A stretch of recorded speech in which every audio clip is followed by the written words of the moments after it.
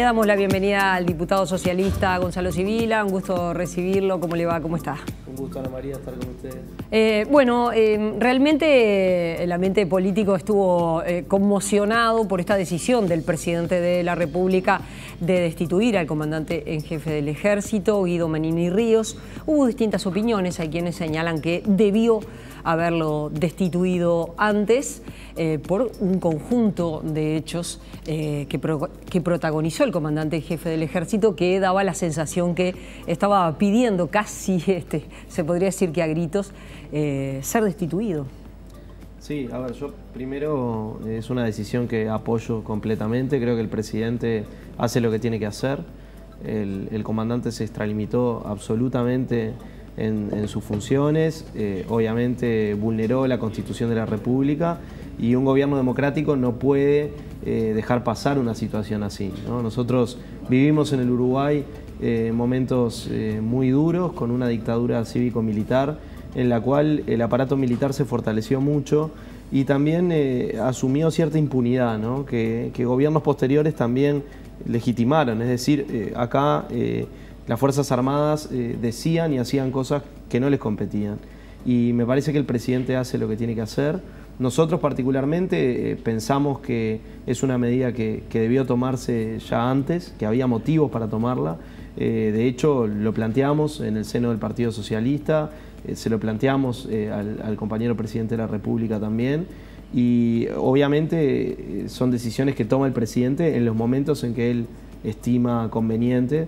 Pero además claramente esta última intervención de Manini sobre el Poder Judicial no daba lugar a dudas, ¿no? O sea, podíamos discutir sobre si las faltas anteriores o algunos dichos anteriores del comandante ameritaban o no la destitución. Se tomaron otras medidas con él, o sea, no es que el gobierno permaneció pasivo, pero particularmente esta última actitud es claramente inconstitucional.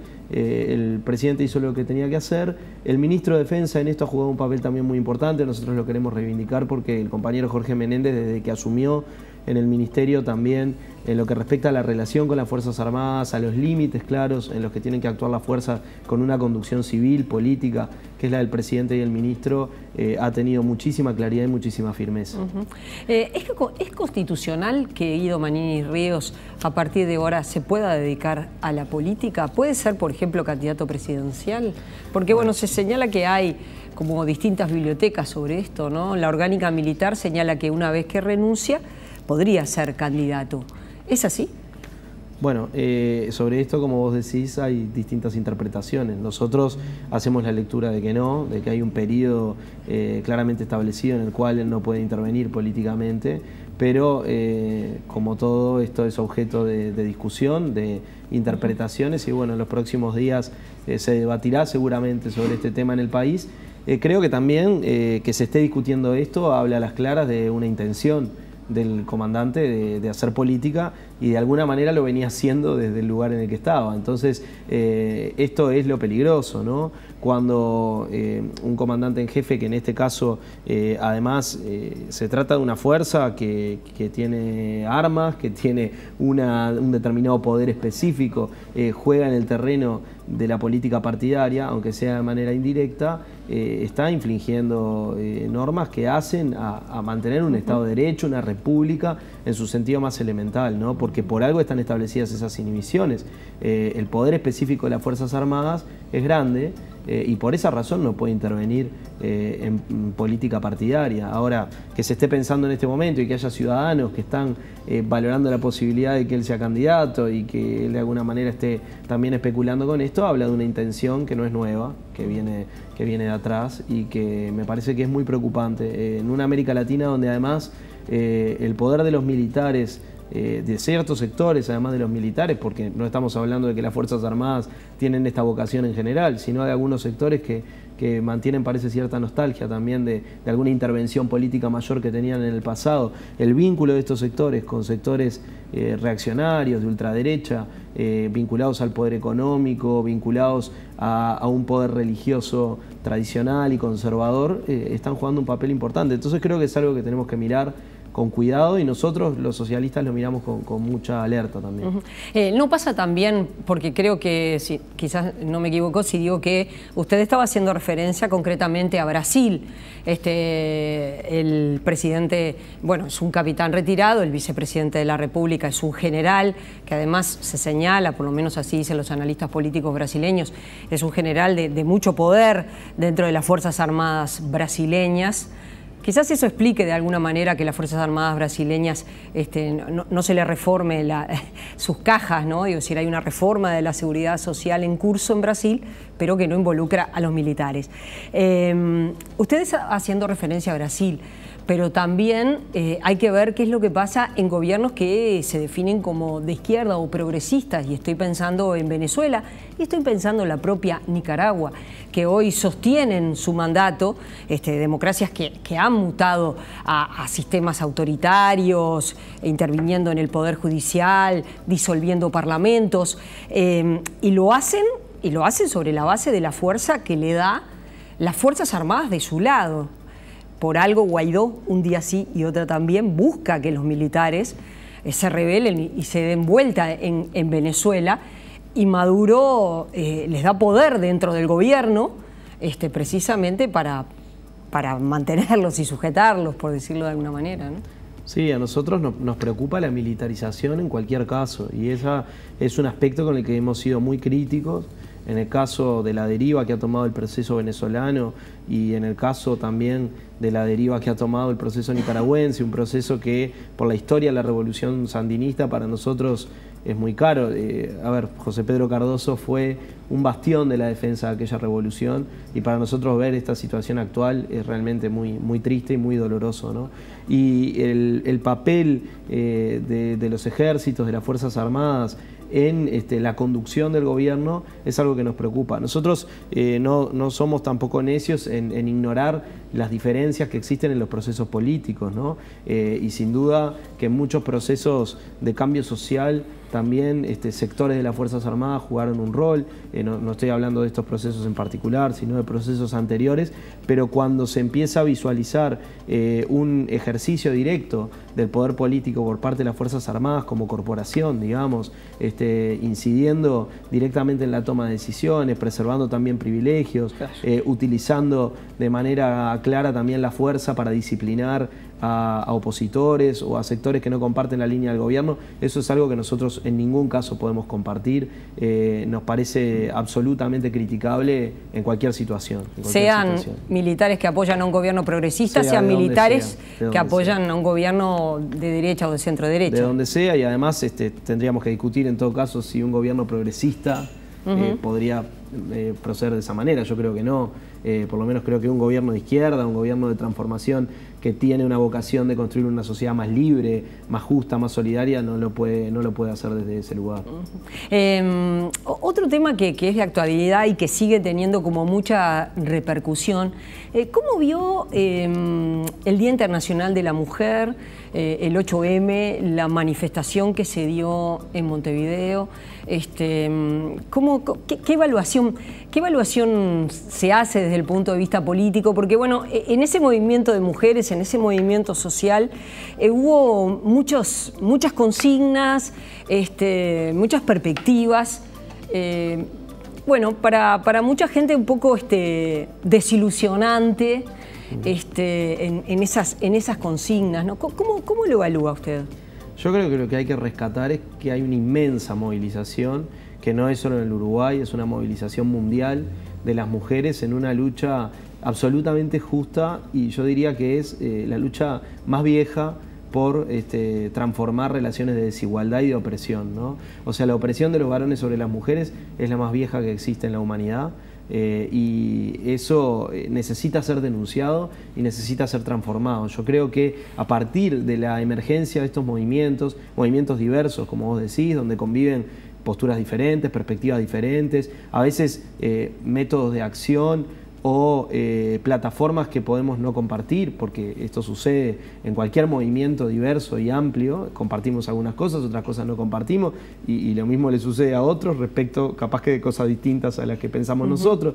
Lo cierto es que hay una enorme movilización social que está generando también, me parece, mayores niveles de conciencia en la sociedad respecto de estas desigualdades, que son desigualdades de base, desigualdades de origen, establecidas por un sistema claramente patriarcal. Nosotros decimos, venimos de un congreso que dice socialistas y feministas porque creemos que ser antipatriarcal implica ser anticapitalista, implica oponerse a un sistema que en su naturaleza, en su esencia, contiene una forma de ejercicio del poder que es patriarcal, que es machista. Queremos transformar esto.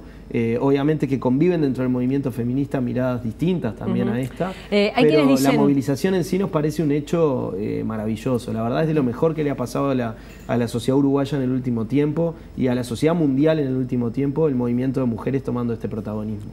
Los otros días, en una entrevista radial, la directora municipal Fabiana Goyeneche, que pertenece a Casa Grande, decía, bueno, no se puede ser feminista y de derecha.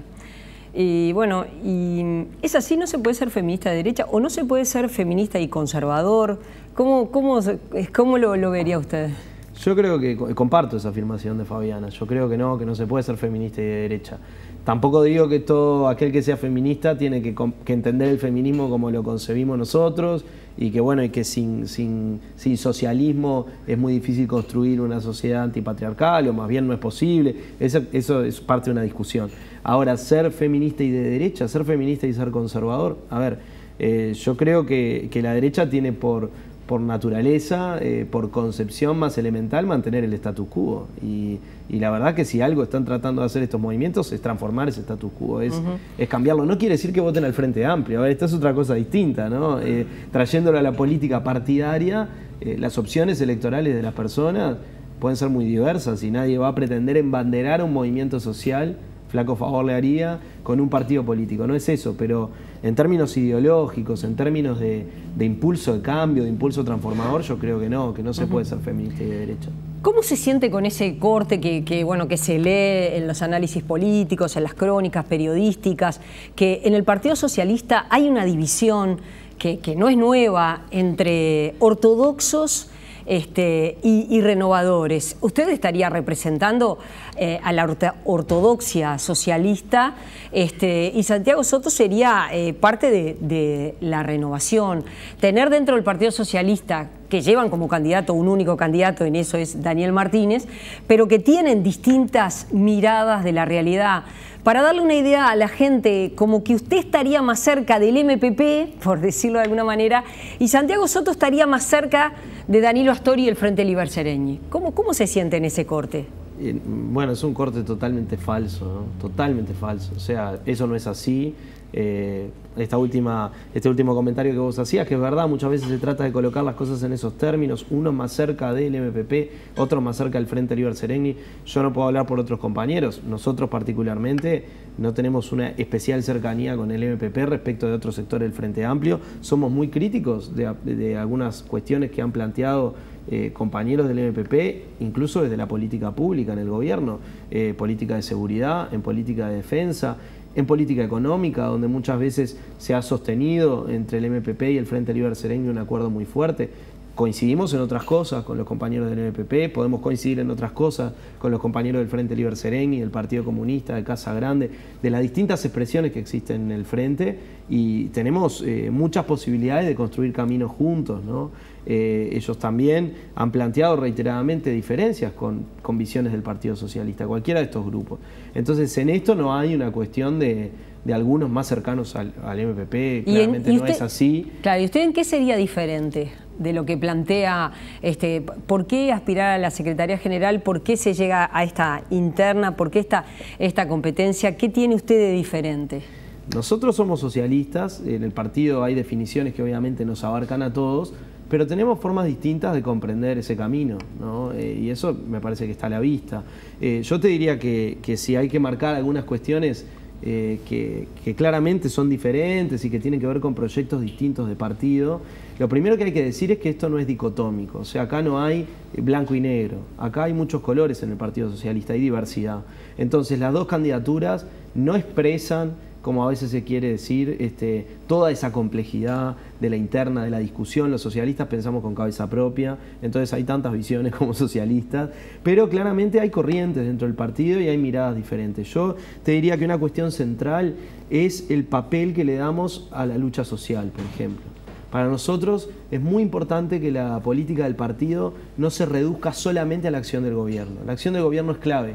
Ahora, no podemos construir un gobierno transformador que se sustente en el tiempo, que realmente pueda cambiar estructuras si no trabajamos en la sociedad, si no trabajamos en la lucha cultural, en la lucha social, si no tenemos un diálogo muy fermental con las organizaciones sociales populares, con la gente de a pie, si no abrimos el partido y nos dejamos a veces de lógicas un poco burocráticas, ombliguistas, internistas, que la verdad que nos han ganado mucho y que nosotros queremos transformar. Ese es un aspecto que a mí me parece que sí, que parte aguas, que realmente marca diferencias en el enfoque y también tiene que ver con el perfil de cada uno de nosotros, ¿no? De alguna manera a qué nos hemos dedicado, en qué hemos puesto nuestros énfasis. Bueno, creo que eso tiene que ver también con el partido que queremos construir. Nosotros queremos un partido de mucho debate interno, pero de un debate abierto a la sociedad, de un debate de construcción con la gente.